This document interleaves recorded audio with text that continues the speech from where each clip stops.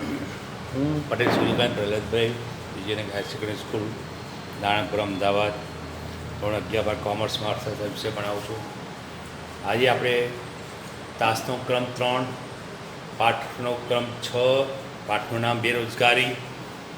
એની અંદર અગાઉ ભણી ગયા બેકારી અને તેના પ્રકારો. હવે આગળ મુદ્દો ચલાવ્યું છું કે બેરોજગારી અથવા બેકારી થવાનું કારણ શું, કેમ બેકાર વ્યક્તિ થાય, શા માટે, જવાબદાર કોણ, કયા કારણ હોઈ શકે. તો તમે કહી શકીએ આપણે કે ભાઈ બેરોજગારી ઉદ્ભવવાના કારણો કયા, કેમ આવું થાય છે, વ્યક્તિ બેકાર કેમ થાય.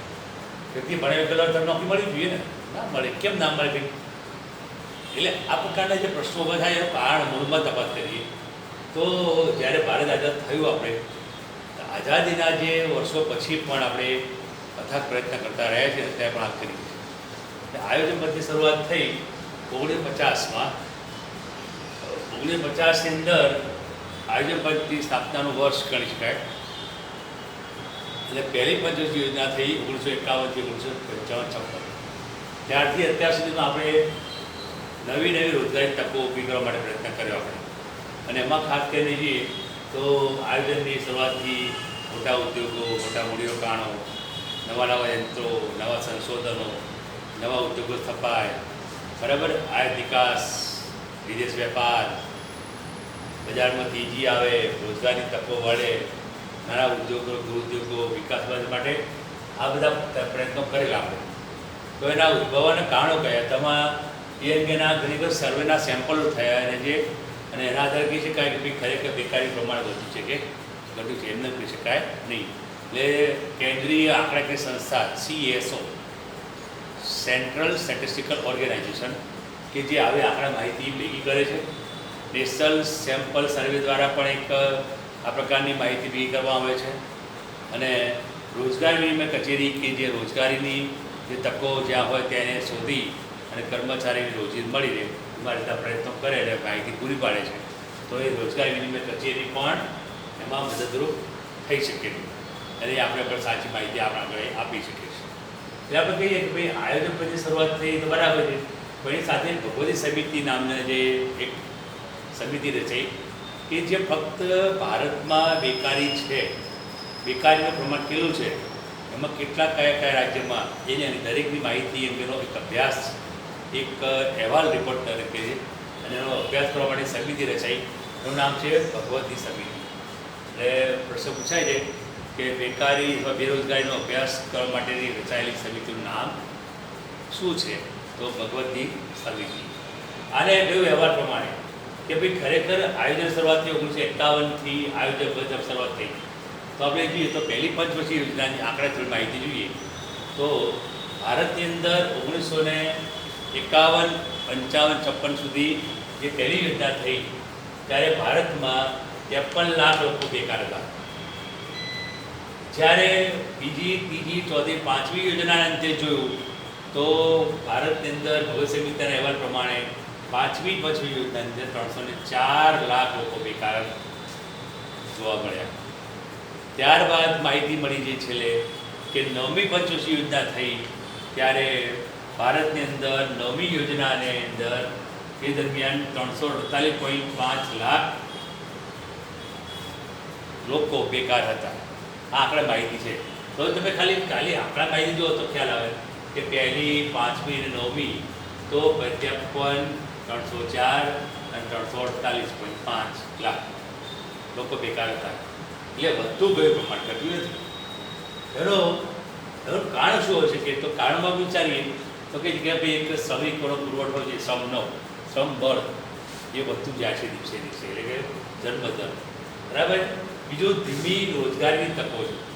રોજગારી તકો વધે છે, નાના નાના ઉદ્યોગો, મોટા ઉદ્યોગ થાય, પણ ત્યાં જે તકો જે થાય એની સામે આપણને માણસોની સંખ્યા વધુ જોવા મળે છે. નોકરીની જગ્યાઓ 2 હોય અને 5 જણા તૈયાર હોય નોકરી માટે, એટલે રોજગારી તકો ઓછી છે. નીચી બચતો અને મૂડીરોકાણ થાય તો ઉદ્યોગ શરૂ થાય. એટલે નવા મૂડીરોકાણ માટે નાની બચતોનું રોકાણ જરૂરી છે. એટલે મૂડીરોકાણનું પ્રમાણ પણ ધીમે ધીમે નીચું છે, એના કારણે પણ આપણે કહી શકીએ. અને બીજું એવું મહત્ત્વનું કાર્ય, બીજું જે કારણ કે શિક્ષણની અત્યારે હાલની જે પદ્ધતિ શિક્ષણની પદ્ધતિમાં જે છે એમાં થોડોક સુધારો કરવાની જરૂર છે. એટલે કે એ પણ જવાબદાર તો છે કે શિક્ષણની પદ્ધતિ એમાં જવાબદાર છે એમ કહી શકીએ. હવે આપણે સામાન્ય ચર્ચા કરી. હવે એના કારણો જોઈએ તો બેરોજગારી ઉદ્ભવવાના કારણોમાં પહેલું કારણ છે વસ્તી વૃદ્ધિનો ઊંચો દર.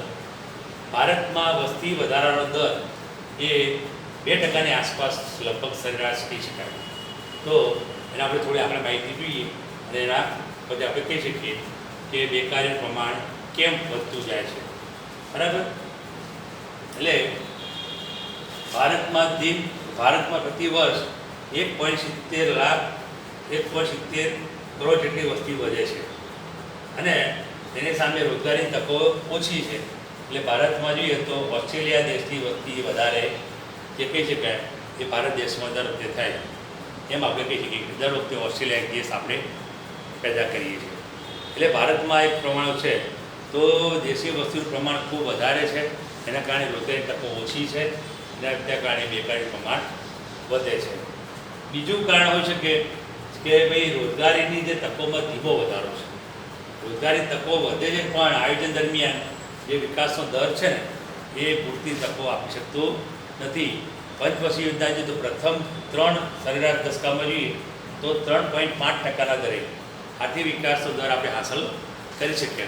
બરાબર. પણ એની સામે 9મી યોજના 10મી યોજના વાત કરીએ તો 7.6%, 11મી યોજનામાં જોઈએ તો 7.8% આપણે વિકાસ કરી શક્યા છીએ.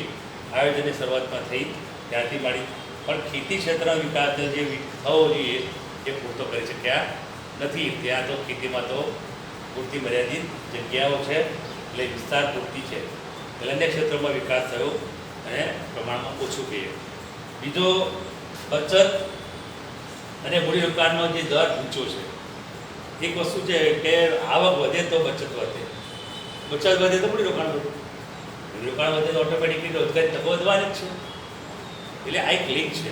તો આપણે જોઈએ કે ભારતમાં આયોજન થયું ત્યારથી વાસ્તી જે વધારાનો દર છે એ અને માથેની આવકનો જે પ્રમાણ એમાં ઘટતું જાય છે. નીચા દરે છે, વધે ખરું પણ નીચા દરે. એટલે ભારતમાં જોઈએ તો દરેકનો નીચેની માથેની આવક છે અને એના કારણે આવક ઓછી હોય, ખર્ચ વધારે હોય, ખર્ચની સામે બચત ઓછી થાય અને મૂડીરોકાણ ઓછું રહે. એટલે ઓટોમેટિકલી રોજગારી તકો ઓછી થાય. પછી ઉત્પાદન પદ્ધતિ ભારતની છે ને એ મૂડી પ્રધાન છે, શ્રમ પ્રધાન નથી. શ્રમિકોને રોજગારી મળે માટે શ્રમિકોની માણસની જરૂર પડે. અહીંયા આપણે મૂડીરોકાણ બધા કરીએ છીએ, યંત્રો ઓટોમેટિક. બરાબર. મૂડીરોકાણ બધા મોટા યંત્રો, મોટા ઉદ્યોગો. એના કારણે આપણે ઉત્પાદન પદ્ધતિ છે ને એ મૂડી પ્રધાન છે, એની જગ્યાએ શ્રમ પ્રદાન કરવી જોઈએ. એટલે એમાં કે આ એક ખરેખર મૂડીની અને શ્રમની છત છે ભારતમાં. બરાબર. એના કારણે આપણે તો ભારતમાં જે આ પરિસ્થિતિ હવી કરવા માટે એ ઉત્પાદન પદ્ધતિ, શ્રમ પ્રધાન ઉત્પાદન પદ્ધતિ અપનાવવી જ જોઈએ. બીજી પંચવર્ષીય યોજનામાં મોટા ઉદ્યોગોને, મોટા પાયાના ઉદ્યોગોને આપણે વધુ મહત્ત્વ અપાયું અને એની વિકાસની નીતિ માટે આપણે વધુ રોકાણ કર્યું છે. એટલે આ યોજના જે તો પંચવર્ષીય યોજનાઓમાં પણ મૂડી પ્રધાન ઉત્પાદન પદ્ધતિને આપણે પ્રમાણમાં વધુ અને શ્રમ પ્રધાન પદ્ધતિને ઓછું મહત્ત્વ આપેલું છે એમ આપણે કહી શકીએ. અને એના કારણે જે રોજગારી તકોનો જે દર છે ને એ નીચો રહ્યો છે. એટલે ઉદ્યોગ ક્ષેત્ર આપણે જોઈએ તો ઉત્પાદકતા વધારવા માટે સંગઠિત જે કહીએ ને એ મજૂર મંડળો એના દ્વારા એક પ્રકારનું વલણ જોવા મળે છે. શ્રમનો બચાવ કરી શકે અને એને લોકોને રોકી શકે. એટલે આ પ્રકારની જે પદ્ધતિ છે એ ભગવતી સમિતિએ એમાં બેરોજગાર માટે વેંકટરામન સમિતિ અને ભગવતી સમિતિ એ ભારતમાં વધારે પડતા યંત્રીકરણનો વિરોધ કર્યો કે ભાઈ યંત્રનો ઉપયોગ ઓછો કરો અને માણસોનો ઉપયોગ વધુ કરો. પણ આપણે અહીંયા એથી ઉલટું ચાલે છે. પાંચમું એનું કારણ છે કે વ્યાવસાયિક શિક્ષણનું નીચું પ્રમાણ છે. હવે વ્યાવસાયિક એટલે કે શું કે વ્યક્તિ ભણીને તૈયાર થાય અને તરત નોકરી મળી જાય અને પોતાનો ધંધો કરી શકે, બીજાને રોજગારી આપી શકે તે પ્રકારની વ્યવસ્થા ભારતમાં એનું જે વિકાસનો જે શિક્ષણનો જે પ્રમાણ છે ને પદ્ધતિ એ જુદી છે. એટલે વ્યાવસાયિક શિક્ષણ આપવું જોઈએ, નોકરી નામનું નહીં. પણ એટલે ભારતમાં જે શિક્ષિતોનું પ્રમાણ, બેરોજગારી પ્રમાણ મહત્ત્વનું એમાં કહીએ તો ખામીયુક્ત શિક્ષણ પદ્ધતિ જવાબદાર છે. એટલે દેશમાં દરેક ક્ષેત્રમાં બદલાતી જતી કાર્યપદ્ધતિ અનુસાર એ વ્યક્તિ કામ કરી શકે એવા માણસો તૈયાર કરવામાં આવે તો જ મહત્વનો છે.